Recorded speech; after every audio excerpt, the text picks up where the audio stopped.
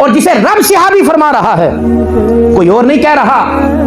اگر حضور کے وصال کے بعد جناب صدیق اکبر رضی اللہ تعالیٰ عنہ کہ معاذ اللہ انہوں نے اہل بیت اطہار کے ساتھ کچھ ایسا ویسا کیا، ساری دنیا انہیں صحابی کہہ دیتی، اللہ کبھی بھی صحابی نہ کہتا۔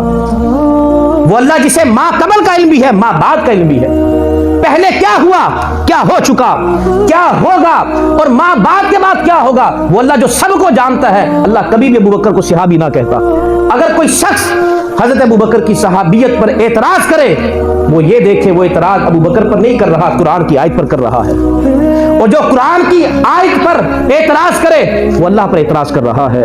جو اللہ پر اعتراض کرے اس کے پاس کون سا ایمان رہا، کون سا اسلام رہا؟ لا فصل افضل البشر بعد الانبیاء بالتحقیق سیدنا ابی بکر الصدیق رضی اللہ تعالی عنہ۔ آپ کو اللہ رب العزت نے بہت بلند مرتبہ اور مقام عطا فرمایا۔ تمام صحابہ کی فضیلت اپنے اپنے مقام پر، اپنی اپنی جگہ پر ہے۔ کسی ایک صحابی کی فضیلت کو بیان کرنا اس کا ہرگز یہ مطلب نہیں کہ دوسرے صحابی کی فضیلت نہیں۔ اہل بیت اطہار رضوان اللہ علیہم اجمعین کا ذکر کرنا اس کا ہرگز یہ مطلب نہیں کہ صحابہ کی شان نہیں ہے۔ صحابہ کی عظمت، بلندی، ان کی شان اور رفعت کو بیان کرنا اس کا ہرگز مطلب نہیں ہے کہ اہل بیت اطہار کی عظمت و شان نہیں ہے۔ ہر ایک کا مقام و مرتبہ اپنی اپنی جگہ پر ہے۔ کوئی اگر باپ کے ساتھ پیار کرتا ہے اس کا مطلب یہ نہیں ہے کہ اسے ماں کے ساتھ پیار نہیں ہے۔ کوئی اگر بہنوں کے ساتھ پیار کرتا ہے اس کا ہرگز یہ مطلب نہیں ہے کہ اسے بھائیوں کے ساتھ پیار نہیں ہے۔ ہر ایک کا مقام و مرتبہ اپنی اپنی جگہ پر ہے۔ اس کائنات میں جتنے بھی لوگ ہیں، انسان ہیں، عام لوگوں سے افضل علماء اولیاء اللہ ہیں۔ اہل علم، علماء، صالحین، اولیاء اللہ۔ اولیاء اللہ سے افضل غوث، قطب، ابدال ہیں۔ جب کوئی ابدال اپنے نقطۂ کمال تک پہنچتا ہے تو وہاں سے تبع تابعین کا درجہ شروع ہو جاتا ہے۔ کوئی تبع تابعی جب اپنے نقطۂ کمال تک پہنچتا ہے وہاں سے تابعی کا درجہ شروع ہو جاتا ہے، وہ افضل ہیں۔ جب کوئی تابعی اپنے نقطۂ کمال تک پہنچتا ہے وہاں سے صحابی کا درجہ شروع ہو جاتا ہے۔ اب صحابہ میں جنہوں نے پہلے ہجرت کی وہ افضل، نفس صحابہ ہونے میں سب برابر ہیں، جس طرح نفس انسان ہونے میں ہم سب برابر ہیں، اسی طرح نفس صحابہ ہونے میں سب برابر ہیں، لیکن مراتب کے اعتبار سے بعض کو بعض پر فضیلت عطا فرمائی ہے۔ تو صحابہ میں جنہوں نے پہلے ہجرت کی وہ افضل، اور پھر ان میں سے جنہوں نے غزوہ بدر میں شرکت کی وہ افضل، اور پھر ان میں سے جنہیں آقا صلی اللہ علیہ وسلم نے جنت کی بشارت دی، عشرہ مبشرہ، وہ افضل۔ عشرہ مبشرہ میں سے جو خلفائے راشدین ہیں وہ افضل، اور خلفائے راشدین میں سے سیدنا ابو بکر صدیق رضی اللہ تعالی عنہ افضل ہیں۔ حضرت صدیق اکبر رضی اللہ تعالی عنہ آپ زندگی میں بھی آقا صلی اللہ علیہ وسلم کے ساتھی اور مرنے کے بعد بھی حضور کے ساتھی۔ حضور نے فرمایا یا ابا بکر انت الرفیق علی حوضی وفی الغار، ابو بکر تو غار میں بھی میرا ساتھی تھا، حوض کوثر پر بھی میرا ساتھی ہوگا۔ یہ ابو بکر ہیں۔ ابو بکر رضی اللہ تعالیٰ عنہ آپ کی افضلیت اس پر امت کا اجماع ہے، اس پر حضرت عمر فاروق، حضرت عثمان غنی، حضرت علی المرتضیٰ اور تمام صحابہ اور پوری امت مسلمہ سب کا اجماع ہے کہ آپ افضل البشر بعد الانبیاء بالتحقیق ہیں، کسی کا کوئی اختلاف نہیں ہے۔ حضرت علی المرتضیٰ رضی اللہ تعالی عنہ نے آپ کو شیخ الاسلام کہا ہے۔ اس امت میں سب سے پہلا لقب اگر شیخ الاسلام کا کسی کو ملا وہ حضرت ابو بکر صدیق رضی اللہ تعالی عنہ ہے۔ شرح اصول عقائد اہل سنہ یہ کتاب ہے، اس کتاب میں حضرت امام باقر رضی اللہ تعالی عنہ سے یہ حدیث مروی ہے۔ امام باقر روایت کرتے ہیں حضرت امام علی زین العابدین رضی اللہ تعالی عنہ سے۔ سبحان اللہ۔ اب یہ دونوں اہل بیت اطہار کے بہت بڑے امام ہیں، اہل بیت اطہار میں سے امام باقر بھی، امام علی زین العابدین بھی۔ امام علی زین العابدین آپ فرماتے ہیں کہ حضرت علی رضی اللہ تعالیٰ عنہ اپنے دور خلافت میں آپ خطبہ ارشاد فرما رہے، خطبہ ارشاد فرماتے فرماتے آپ نے اللہ سے دعا کی کہ اے اللہ جس طرح تو نے خلفائے راشدین کو راہ حق پر قائم رکھا، سیدھے راستے پر رکھا، ہمیں بھی ان کی طرح سیدھے راستے پر قائم رکھ۔ سبحان اللہ۔ یہ حضرت علی اپنے دور خلافت میں دعا کر رہے ہیں۔ تو جب خطبہ ختم ہوا کسی سائل نے سوال کیا کہ اے علی آپ نے دوران خطبہ یہ دعا کی کہ جس طرح خلفائے راشدین کو اے اللہ تو نے حق پر قائم رکھا، ہمیں بھی ان کی طرح حق پر قائم رکھ، خلفائے راشدین سے آپ کی مراد کیا ہے؟ تو حضرت علی رضی اللہ تعالی عنہ نے فرمایا خلفائے راشدین سے میری مراد جناب حضرت ابو بکر صدیق ہیں اور حضرت عمر فاروق ہیں۔ یہ حضرت علی فرما رہے ہیں اپنے دور خلافت میں، اور اس کو روایت کرنے والے امام باقر ہیں، اس کو روایت کرنے والے امام علی زین العابدین ہیں۔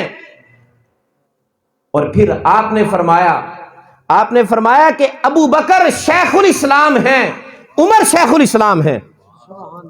اس کائنات میں شیخ الاسلام اس امت میں اگر کسی کو لقب ملا وہ حضرت ابو بکر کو ملا، اور دینے والا بھی کوئی عام شخص نہیں ہے، دینے والا کوئی عام فرد نہیں ہے، مولا کائنات علی شیر خدا علی المرتضیٰ رضی اللہ تعالی عنہ ہیں۔ جناب ابو بکر صدیق رضی اللہ تعالی عنہ کی فضیلت کو سب صحابہ مانتے تھے، یہ تو بعد میں فتنے پیدا ہونا شروع ہوئے اور لوگوں نے یہ اہل بیت اطہار اور صحابہ میں فرق کرنا شروع کر دیا۔ حضرت ابو بکر صدیق رضی اللہ تعالی عنہ کی فضیلت میں قرآن مجید میں 15 آیات نازل ہوئی ہیں۔ 15 تو کنفرم ہیں، 15 سے زائد ہو سکتی ہیں، کم نہیں ہو سکتی۔ اور ان تمام آیات میں جو سب سے زیادہ شان جس آیت میں آپ کی آئی ہے وہ ثانی اثنین اذ ہما فی الغار اذ یقول لصاحبہ لا تحزن ان اللہ معنا، وہ یہ سورہ توبہ کی آیت نمبر 40 ہے۔ یہ ایسی آیت ہے کہ جس میں جناب صدیق اکبر رضی اللہ تعالی عنہ کو اللہ نے صحابی کہا۔ کسی کے صحابی ہونے کی خبر مصطفیٰ نے دی کہ یہ میرا صحابی ہے، کسی کے صحابی ہونے کا پتہ چلا علم اسماء الرجال سے، علم جرح و تعدیل سے، کسی کے صحابی ہونے کا کسی دوسرے فرد سے پتہ چلا۔ اگر کوئی ایسا صحابی جس کے صحابی ہونے کی گواہی خود خدا نے دی، اور پورے قرآن میں صرف واحد جناب ابو بکر صدیق ہے الحمد سے لے کر والناس تک کہ جن کے صحابی ہونے کی گواہی رب نے دی ہے۔ نعرہ تکبیر، نعرہ رسالت، نعرہ رسالت، نعرہ حیدری، نعرہ غوثیہ۔ ارشاد فرمایا ثانی اثنین، دو ہجرت کرنے والوں میں سے دوسرا، اذ یقول، جب وہ فرما رہا تھا، لصاحبہ، اپنے صحابی سے، لا تحزن، ابو بکر غم نہ کر، ان اللہ معنا، اللہ ہمارے ساتھ ہے۔ اس آیہ مبارکہ میں سفر ہجرت کو اور غار ثور کے منظر کو بیان کیا ہے۔ ثانی اثنین وہ دو تھے، اس میں کسی کا کوئی اختلاف نہیں ہے، نص قطعی ہے، قطعی حکم ہے، اللہ فرما رہا ہے وہ دو تھے۔ اور وہ دو کون تھے؟ مصطفیٰ تھے، ابو بکر تھے، اس میں بھی کسی کا اختلاف نہیں ہے۔ سبحان اللہ۔ خواہ وہ کوئی شیعہ ہو، کل کتب شیعہ جتنی بھی ان کی اٹھا لیں، یہ کنفرم ہے کہ حضرت وہ دو تھے، یہ تو قرآن نے گواہی دے دی، اس میں تو ہے ہی نہیں اختلاف۔ اور وہ دو مصطفیٰ تھے اور ابو بکر تھے، اس میں بھی کسی کا بھی کوئی اختلاف نہیں ہے، کسی شیعہ کو بھی اختلاف نہیں ہے۔ کوئی جہالت میں، لا علمی میں کوئی کہہ دے تو کہہ دے، وگرنہ تاریخی اعتبار پر اور دلائل کے اعتبار سے وہ یہ نہیں کہہ سکتا کہ ابو بکر کے علاوہ کوئی دوسرا شخص تھا۔ دو تھے اور وہ دو مصطفیٰ اور ابو بکر تھے۔ ثانی اثنین، تراجم ہم جو بھی اٹھا لیں، خواہ وہ سنی علماء کا ترجمہ، مفسرین کا، یا کسی اور مسلک کے عالم کا ہم ترجمہ اٹھا لیں، تو سب نے یہی ترجمہ کیا کہ دو ہجرت کرنے والوں میں سے دوسرا، جب وہ اپنے صحابی سے فرما رہا تھا۔ اکثر مفسرین نے یہی لکھا کہ دوسرے ابو بکر ہیں اور اول آقا صلی اللہ علیہ وآلہ وسلم ہے۔ ثانی اثنین، دو کا دوسرا، اثنین دو، ثانی دوسرا، ثانی سے مراد یہاں پر آقا صلی اللہ علیہ وآلہ وسلم ہے۔ جتنے بھی مفسرین ہیں سب نے لکھا کہ دوسرے جناب صدیق اکبر رضی اللہ تعالیٰ عنہ، اول حضور صلی اللہ علیہ وآلہ وسلم ہیں، عقل بھی، وجدان بھی، ذوق بھی، شوق بھی یہی کہتا ہے کہ اول حضور ہی ہیں، حضور سے بڑھ کر تو کوئی اول ہو نہیں سکتا، اور دوسرے نمبر پر صدیق اکبر ہیں۔ لیکن چند ایک مختصر سے، میں نے صرف ابھی تک ایک مفسر کو سنا اور پڑھا کہ جس نے یہ کہا کہ یہاں پر اول ابو بکر ہیں، اس کی توجیہ بھی بیان کی کہ ثانی اثنین، انہوں نے کہا کہ اگر ترکیبی اعتبار سے دیکھیں اس آیت کو اور اس منظر کو سامنے رکھتے ہوئے پھر اس آیت کا ترجمہ کریں تو پھر دوسرے آقا صلی اللہ علیہ وآلہ وسلم بنتے ہیں۔ اب وہ کیسے؟ ثانی اثنین، دو کا دوسرا، ان دو ہجرت کرنے والوں میں سے دوسرا، اذ یقول، جب وہ فرما رہا تھا۔ اگر منظر کو سامنے رکھیں پھر ترجمہ کریں، ترجمہ واقعی یہی بنتا ہے، ان دو ہجرت کرنے والوں میں سے دوسرا اپنے صحابی سے فرما رہا تھا۔ اب ظاہر ہے فرمانے والے حضور ہیں، دو میں سے دوسرا اپنے صاحب سے فرما رہا تھا، ابو بکر غم نہ کر، اللہ ہمارے ساتھ ہے۔ اگر ترجمے کو دیکھیں، اس منظر کو دیکھیں، نحوی ترکیب کو دیکھیں، تو دوسرے آقا صلی اللہ علیہ وآلہ وسلم ہیں۔ اب صدیق اکبر مرتبے میں تو اول ہو نہیں سکتے۔ جب میں نے بھی یہ ترجمہ پڑھا، دل نے کہا کہ نہیں، ایسا تو ہو ہی نہیں سکتا، صدیق اکبر مرتبے میں اول تو ہو نہیں سکتے، اول تو حضور ہی ہیں، ثانی ہو سکتے ہیں، اول نہیں ہو سکتے۔ تو پھر ابو بکر کس چیز میں اول ہیں؟ منظر بات سمجھ آ گئی ہے؟ ابو بکر کس چیز میں اول ہیں؟ اللہ نے فرمایا یہی تو تمہیں سمجھانا چاہتا ہوں، ابو بکر وفا میں تو اول ہے، ابو بکر وفا میں تو اول ہے، ایثار میں تو اول ہے، جان ایثاری میں تو اول ہے، خدمت کرنے میں تو اول ہے، مال لٹانے میں تو اول ہے، اولاد قربان کرنے میں تو اول ہے۔ تو جس کی وفا کی گواہی خود اللہ رب العزت ثانی اثنین کہہ کر دے رہا ہو، اس کی فضیلت کہاں سے کہاں جا پہنچتی ہے۔ تو ابو بکر اس معنی میں اول ہیں، خدمت میں اول، مرتبے میں تو ہو نہیں سکتے، مرتبے میں تو حضور ہی اول ہیں، ہاں خدمت کرنے میں ابو بکر اول ہیں تمام صحابہ میں سے۔ اور ہجرت کے سفر میں آقا صلی اللہ علیہ وآلہ وسلم نے صدیق اکبر سے کہا کہ ابو بکر تم انتظار کرو، اللہ تمہیں بہترین رفیق دے دے گا۔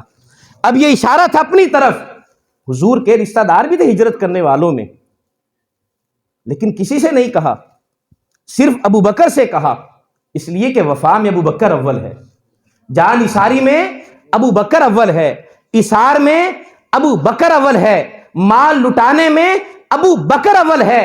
اور اب اس منظر کو دیکھیں, پھر بھی ابو بکر ہی اس معاملے میں پہلے ہیں. ثانی اثنین اذ ہما. اب یہ حکم جو ہے یہ اس وقت کا ہے جب جناب صدیق اکبر ابھی غار میں داخل نہیں ہوئے.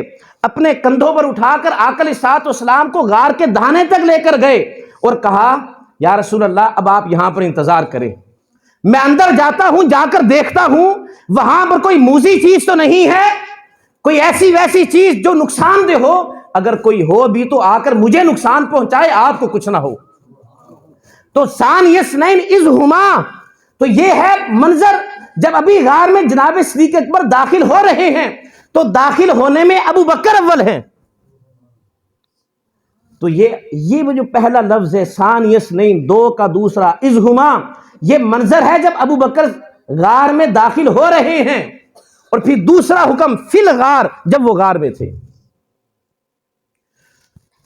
ویسے تو آقا علیہ الصلوۃ والسلام ہی اول ہیں, ابو بکر خدمت میں اول ہیں.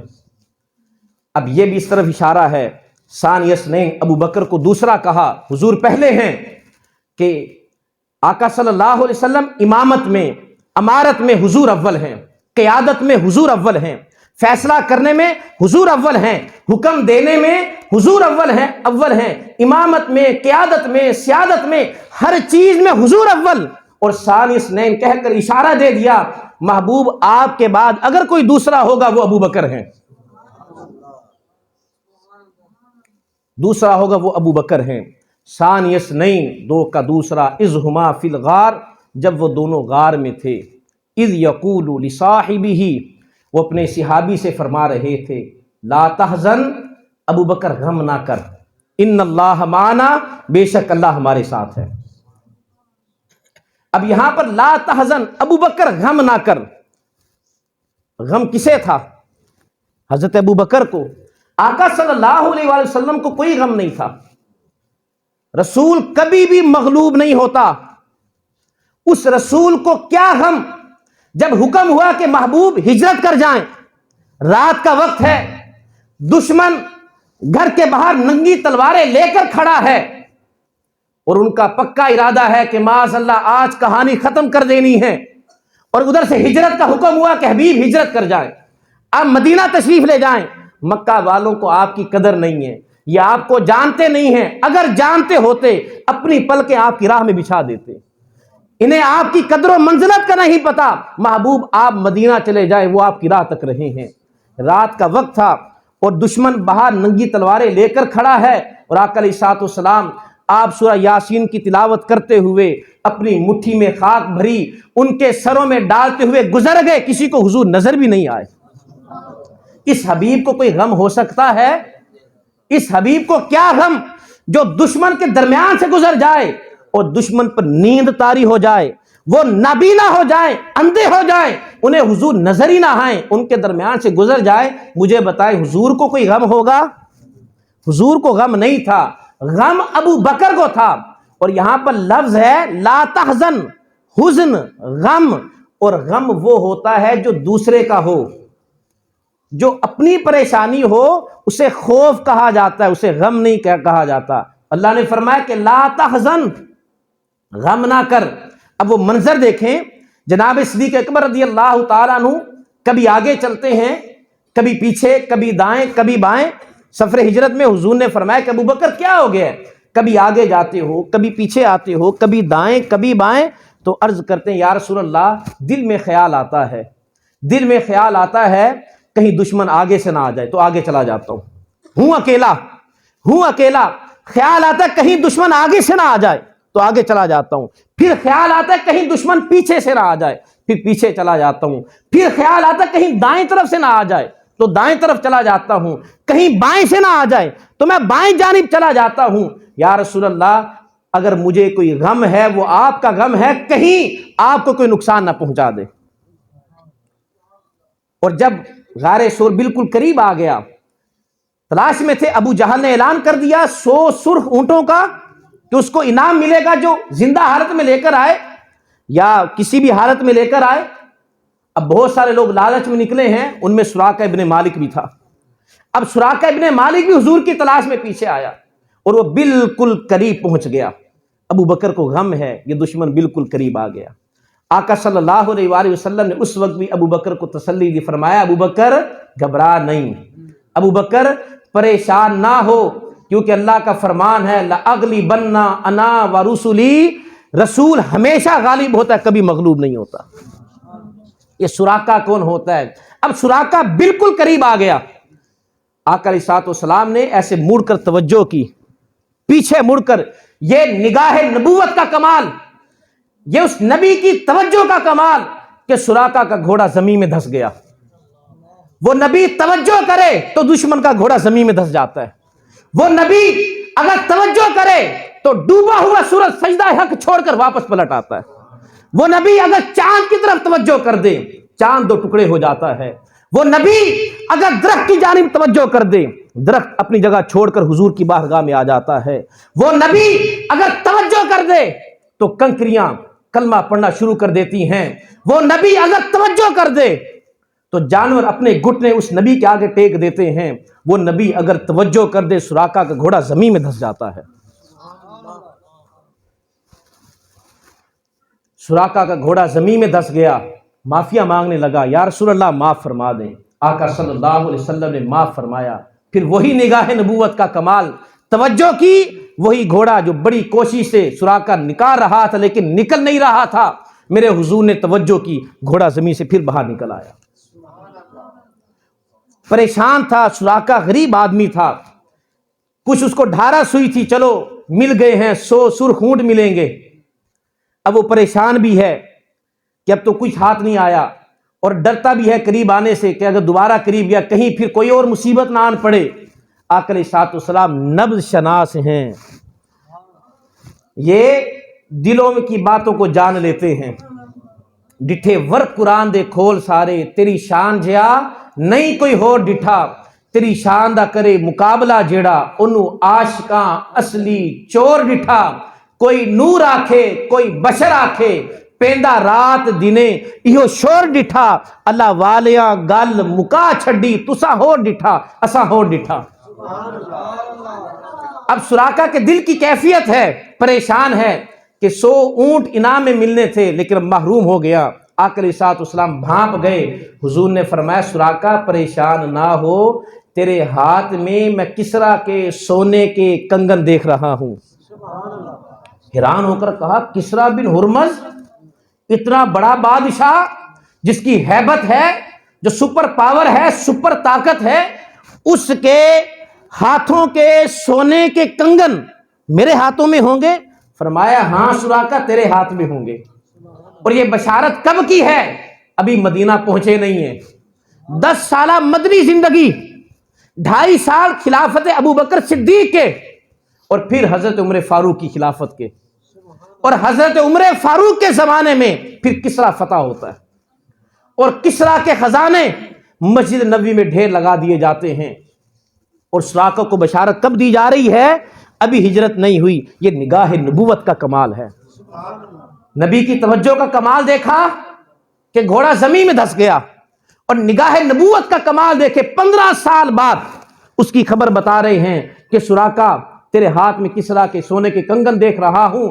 پھر وہ وقت آیا, حضرت عمر فاروق کا زمانہ تھا, مسجد نبوی میں کسرا کے خزانے ڈھیر لگے پڑے ہیں, اور حضرت عمر فاروق آپ خزانے کے دائیں بائیں چکر لگاتے ہیں, خزانے کو الٹتے ہیں پلٹتے ہیں, اس کو اٹھاتے ہیں اس کو اٹھاتے ہیں, دائیں بائیں کرتے ہیں. سب حیران ہیں کہ عمر کو کیا ہو گیا, پہلے تو کبھی ایسے نہیں کیا, مال آتا توجہ ہی نہیں کرتے, اور آج کوئی چیز پسند آ گئی ہے, یہ کیا دیکھ رہے ہیں عمر فاروق؟ اب انہیں کیا پتا تھا حضرت عمر فاروق سراقہ کے سونے کے کنگن تلاش کر رہے ہیں, کسرا کے سونے کے کنگن تلاش کر رہے ہیں. اب وہ کسرا کے سونے کے کنگن پھر ملے, پھر آواز دی سراقہ ادھر آ جا. وہ عمر کہ جس کے ڈر سے کسی آدمی کو جرت نہیں ہے سونے کی انگوٹھی بھی اپنی انگلی میں پہن لے. وہ عمر جس کا اتنا ڈر کہ کوئی مرد سونے کا ایک ذرہ اپنے جسم پر سجا نہیں سکتا. اب وہی عمر کسرا کے سونے کے کنگن ہیں, سراقہ کو بلا رہے ہیں, سراقہ آ جا, ہاتھ آگے بڑھا, اور اس نے ہاتھ آگے بڑھایا, آپ نے سونے کے کنگن پہنا. فرمایا یہ میرے نبی کی وہ بشارت جب تو گیا تھا، جب تو پیچھے گیا تھا اور حضور نے تجھے بشارت دی تھی۔ تو وہ نبی کو تو غم تھا ہی نہیں، وہ سراقہ آ جائے یا دشمن بالکل قریب آ گیا۔ جب حضرت ابوبکر صدیق رضی اللہ تعالیٰ عنہ جب آپ غار میں ہیں اور دیکھا کہ دشمن بالکل قریب آ گیا ہے اور اس غار سور کی حیت ایسی ہے کوئی اپنے قدموں کی جانب دیکھے سیدھا اندر نگاہ پڑتی ہے۔ حضرت ابوبکر صدیق آپ اس خوف میں، اس ڈر میں، اس غم میں کہیں دشمن نہ آ جائے، آقا صلی اللہ علیہ وآلہ وسلم نے تسلی دی، ابوبکر غم نہ کر، اللہ ہمارے ساتھ ہے۔ فرمایا کہ ابوبکر تمہارا ان دو کے بارے میں کیا خیال ہے جن کے ساتھ تیسرا اللہ ہے؟ اور یہاں پہ یہ بھی غور کریں ابوبکر کی شان اور فضیلت کہ غم تو ابوبکر کو تھا نا، لیکن ابوبکر کی تسلی کے لیے آیت مصطفیٰ کے قلب اطہر پر نازل ہو رہی ہے، اور اس کا اثر اتنا تھا قلب مصطفیٰ پہ آیت نازل ہوئی، لیکن سکون کسے مل رہا ہے؟ ابوبکر صدیق کو۔ پورے قرآن میں کہیں پر بھی ایسے نہیں ہے کہ کسی اور کی تسلی کے لیے آقا صلی اللہ علیہ وسلم کے قلب اطہر پر سکونت کو نازل کیا جا رہا ہے، لیکن تسلی ابوبکر صدیق کو ہو رہی ہے۔ اور پھر ساتھ ایک اور، یہ شیعہ کتب میں یہ ایک روایت ہے کہ جب جناب صدیق اکبر رضی اللہ تعالیٰ عنہ آپ نے کہا نا کہ یا رسول اللہ دشمن بالکل قریب آ گیا ہے، ذرا خوف پیدا ہوا، حضور نے فرمایا کہ ابوبکر غم نہ کر، اگر دشمن ادھر سے آئے گا، غار کے منہ کی طرف اشارہ کیا، فرمایا کہ ابوبکر اگر دشمن ادھر سے آئے گا ہم ادھر سے نکل جائیں گے۔ جناب ابوبکر کہتے ہیں میں نے پیچھے کی جانب دیکھا، وہ پہاڑ پھٹ گیا، اور میں نے پیچھے سمندر دیکھا، دریا دیکھا، اور وہاں پر حضرت جعفر طیار وہ کشتیاں لے کر وہ آ رہے ہیں۔ تو ثانی اثنین اذ ہما فی الغار اذ یقول لصاحبہ لا تحزن ان اللہ معنا۔ اللہ رب العزت نے یہاں پر 12 مرتبہ مصطفیٰ کا اور ابوبکر کا ذکر کیا، اور 3 مقامات پر مصطفیٰ اور ابوبکر کو جوڑ دیا ہے ساتھ۔ اثنین وہ 2 تھے، یہاں پر اللہ رب العزت نے مصطفیٰ اور ابوبکر کو جوڑ دیا۔ 2 مصطفیٰ اور ابوبکر ہی ہے نا اثنین، یہاں پر مصطفیٰ کا ذکر بھی آ گیا، ابوبکر کا ذکر بھی آ گیا۔ یہ صرف قرآن کا اعجاز ہے، یہ صرف قرآن کا کمال ہے، یہ کلام الہی ہے کہ آیت کے مختصر سے حصے میں 12 مرتبہ مصطفیٰ اور ابوبکر کا ذکر کر دیا۔ ذرا لاؤ تو صحیح کوئی ایسی کتاب، ما ھذا کلام بشر، یہ کسی بشر کا کلام نہیں ہے۔ اگر بشر کا کلام ہوتا اتنی وزن شعری نہ لا سکتا، یہ اعجاز، یہ کمال نہ لا سکتا کہ آیت کے مختصر سے حصے میں، مکمل آیت میں بھی نہیں، مکمل آیت میں نہیں، ثانی اثنین سے لے کر اذ ہما لا تحزن ان اللہ معنا تک 12 مرتبہ اللہ رب العزت نے مصطفیٰ اور ابوبکر کا ذکر کیا ہے، اور ان میں 3 مقامات پر دونوں کو جوڑ دیا۔ اثنین وہ 2 تھے، ابوبکر اور مصطفیٰ تھے۔ اذ ہما، یہ پھر ضمیر 2 کی آگی تثنیہ کی ضمیر، یہاں پر پھر مصطفیٰ کو ابوبکر کو ساتھ جوڑ دیا۔ ان اللہ معنا، اللہ ہمارے ساتھ ہے، یہاں پر پھر اللہ رب العزت نے مصطفیٰ اور ابوبکر کو جوڑ دیا۔ کتنی مرتبہ ذکر ہو گیا؟ 3 مقامات پر 6 مرتبہ ذکر، 3 بار مصطفیٰ، 3 بار ابوبکر۔ اب یہاں پر پھر 3 مرتبہ آقا علیہ الصلوۃ والسلام کا۔ ثانی سے مراد مصطفیٰ ہیں، یقول وہ فرما رہے تھے، فرمانے والے مصطفیٰ ہیں، ابوبکر غم نہ کر، یہ کون فرما رہے ہیں؟ حضور فرما رہے ہیں، تو پھر ابوبکر کا ذکر آ گیا، مصطفیٰ کا ذکر آ گیا۔ یقول لصاحبہ، اپنے صحابی سے، یہ جو اپنے ہی ضمیر ہے یہ بھی مصطفیٰ کی طرف راجع ہوتی ہے، اس ضمیر کے مرجع آقا صلی اللہ علیہ وآلہ وسلم ہے۔ تو 3 مرتبہ یہاں پر پھر مصطفیٰ کا ذکر آیا، اب 3 مرتبہ ابوبکر کا ذکر بھی ہے۔ لصاحبہ، لصاحب اپنے صحابی سے، صحابی کون ہیں؟ ابوبکر ہیں۔ لا تحزن، تحزن میں انتا، تا ضمیر ابوبکر ہیں، ابوبکر تو غم نہ کر، پھر ابوبکر کا ذکر ہے۔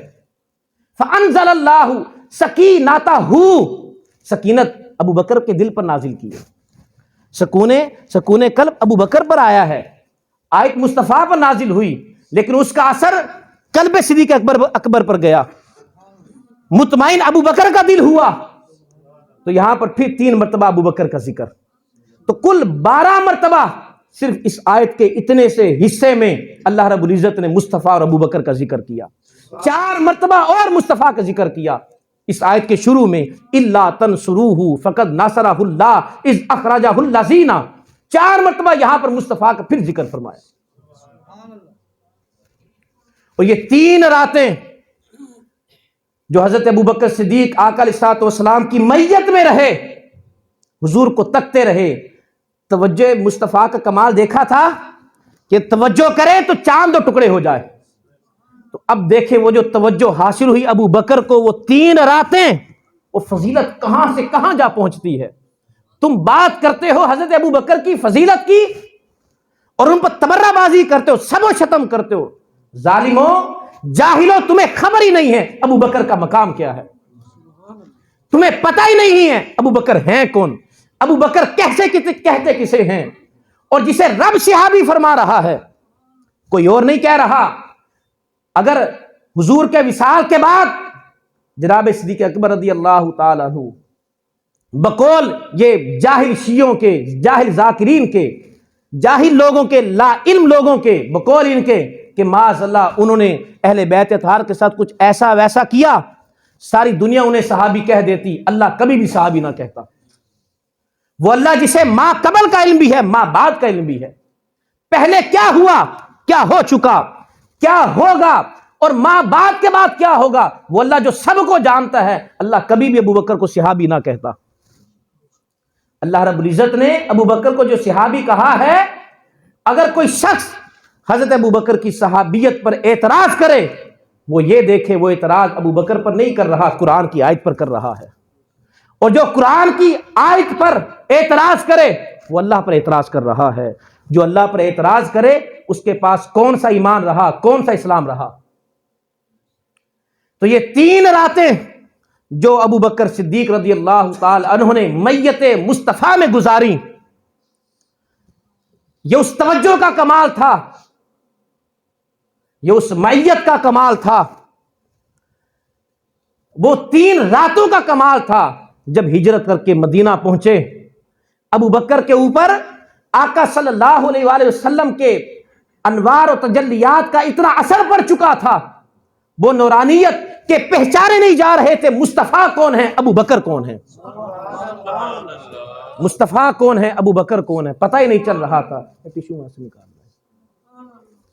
نعرہ تکبیر، نعرہ رسالت، نعرہ رسالت، نعرہ تحقیق، علماء حق اہل سنت، شان صدیق اکبر۔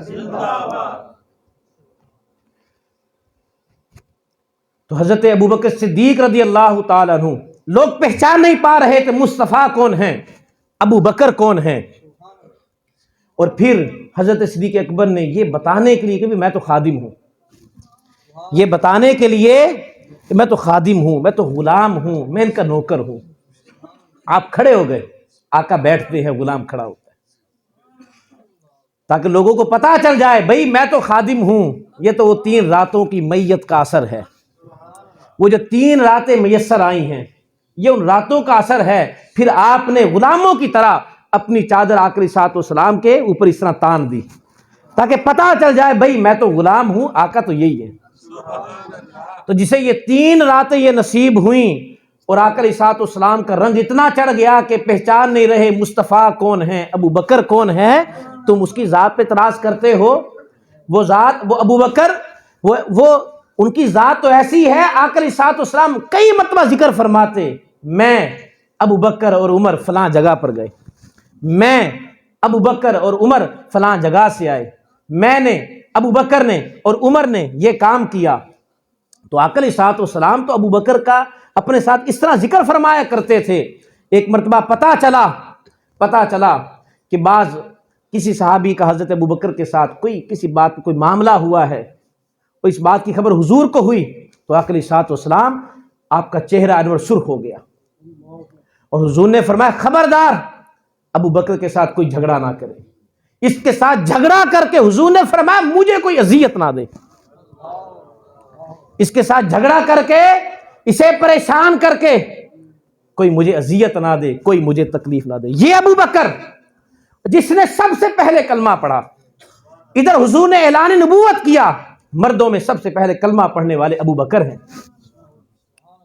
آقا علیہ الصلوۃ والسلام معراج سے واپس آئے، حضور کی معراج کی سب سے پہلے تصدیق کرنے والے ابو بکر ہیں۔ وہ جو سب سے پہلے کلمہ پڑھے اسے ابو بکر کہتے ہیں، جو سب سے پہلا صحابی کہلائے وہ ابو بکر، جو 40,000 درہم اور دینار حضور کے قدموں میں ڈھیر کر دے وہ ابو بکر، وہ جو آقا علیہ الصلوۃ والسلام کے ساتھ سفر ہجرت میں رہے وہ ابو بکر، وہ جو غار ثور میں پہلے داخل ہو وہ ابو بکر، جو سانپ کے منہ پر اپنی ایڑی رکھ دے وہ ابو بکر، اور جس کی ایڑی پر مصطفیٰ اپنا لعاب لگائے اسے ابو بکر کہتے ہیں، جو مدینہ حضور کے ساتھ داخل ہو وہ ابو بکر، جو آقا علیہ الصلوۃ والسلام کی میت میں رہے وہ ابو بکر، اور جو حضور کے وصال کے بعد پہلے خلیفہ بنے وہ ابو بکر، جو خلیفہ بلا فصل بنے وہ ابو بکر۔ اس ابو بکر پر تم تبرہ بازی کرتے ہو، لا علمی میں، جہالت میں تم سب و شتم کرتے ہو، تمہیں شرم نہیں آتی؟ تم ڈوب نہیں مرتے کہ اس ذات پر تم بات کرتے ہو؟ ابو بکر رضی اللہ تعالیٰ عنہ، بس گفتگو اپنی ختم کرنے لگا ہوں، آپ اللہ کی بارگاہ میں بھی صدیق ہیں۔ تصدیق کی نا جب آپ نے تو جناب جبرائیل امین آئے کہ یا رسول اللہ آسمانوں پر بھی ابو بکر کا نام صدیق ہے۔ آقا علیہ الصلوۃ والسلام کی تصدیق کی حضور نے فرمایا جس پر بھی میں نے ایمان کو پیش کیا مجھ سے دلائل مانگے، معجزے مانگے، دلیلیں مانگی، اور میں نے معجزات دکھائے، پھر قبول کیا اسلام۔ کسی نے کیا، کسی نے نہیں کیا، ابو بکر یہ وہ شخص ہے کہ جب اس پر میں نے اسلام کو پیش کیا بغیر دلیل مانگے، بغیر معجزہ مانگے، ابو بکر نے میری تصدیق کی ہے۔ تو اللہ کی بارگاہ میں بھی ابو بکر صدیق تاجدار صداقت ہیں، اللہ کی بارگاہ میں بھی صدیق ہیں، حضور کی نگاہ میں بھی صدیق، کیونکہ تاجدار صداقت ہیں، صداقت کا تاج صدیق اکبر کے سر پر ہے۔ عمر کی نگاہ میں بھی صدیق، کیوں؟ ابو بکر تاجدار صداقت ہیں۔ عثمان کی نگاہ میں بھی صدیق، کیوں؟ ابو بکر تاجدار صداقت ہیں۔ علی کی نگاہ میں بھی صدیق، کیوں؟ ابو بکر تاجدار صداقت ہیں۔ اور امام باقر رحمت اللہ علیہ اہل بیت اطہار کے بہت بڑے امام، ہمارے بھی امام، وہ جنہیں شیعہ 12 امام کہتے ہیں، ان میں امام باقر بھی ہیں۔ امام باقر اہل بیت اطہار کے بہت بڑے امام، ہمارے بھی امام۔ امام باقر رحمت اللہ علیہ آپ کے پاس کوئی سائل آیا، اس نے کہا میں اپنی تلوار کے دستے پر چاندی کا کڑا چڑھا لوں؟ امام باقر رحمت اللہ علیہ نے اسے اجازت دی، فرمایا کہ ہاں چڑھا لو، کیونکہ حضرت ابو بکر صدیق کی تلوار کے دستے پر چاندی کا کڑا تھا۔ مثال کہاں کی دی ابو بکر صدیق کی؟ مردوں پر ویسے کیونکہ سونا یہ چیزیں حرام ہیں، منع ہیں، چاندی بھی استعمال نہ کرے، اس طرح مخصوص ایک تھوڑی سی مقدار میں کی اجازت ہے۔ تو وہ اس لیے مسئلہ پوچھ رہا، تو آپ نے فرمایا دلیل کے طور پر حضرت ابو بکر صدیق کی تلوار پر بھی چاندی کا کڑا تھا۔ وہ سائل بڑا حیران ہوا، تعجب کے انداز میں اس نے کہا کہ آپ بھی ابو بکر کو صدیق کہتے ہیں؟ اس کا یہ سوال تھا، آپ بھی ابو بکر کو صدیق کہتے ہیں؟ تو امام باقر رحمت اللہ علیہ آپ نے فرمایا ہوا صدیق، ہوا صدیق، ہوا صدیق، ہاں وہ صدیق ہیں، ہاں وہ صدیق ہیں، ہاں وہ صدیق ہیں۔ ابو بکر کل بھی صدیق تھا، آج بھی صدیق ہے، قیامت تک بھی صدیق رہے گا، جنت میں بھی صدیق ہے۔ اللہ رب العزت جناب ابو بکر صدیق رضی اللہ تعالی عنہ کی تربت پر کروڑہا رحمتوں کا نزول فرمائے، اور ایسے ذاکرین، ایسے لوگ جو عام لوگوں کو گمراہ کرتے ہیں، سب و شتم کرتے ہیں، اللہ انہیں بھی ہدایت دے۔ یہ کمال ہے کہ زندگی میں بھی حضور کے ساتھ ہے، میزان میں بھی حضور کے ساتھ ہے۔ سرکار کا دربار نہیں دیکھ رہے کیا، دربار میں دو یار نہیں دیکھ رہے کیا، سرکار کا دربار نہیں دیکھ رہے کیا، دربار میں دو یار نہیں دیکھ رہے کیا۔ تم دنیا کا معیار تو دیکھتے ہو، اللہ کا معیار نہیں دیکھ رہے کیا؟ تم پوچھتے ہو کہاں ہے قرآن میں ابو بکر کا ذکر، تم آیت الغار نہیں دیکھ رہے کیا؟ وصلی اللہ تعالی علی حبیبہ محمد وآلہ واصحابہ اجمعین۔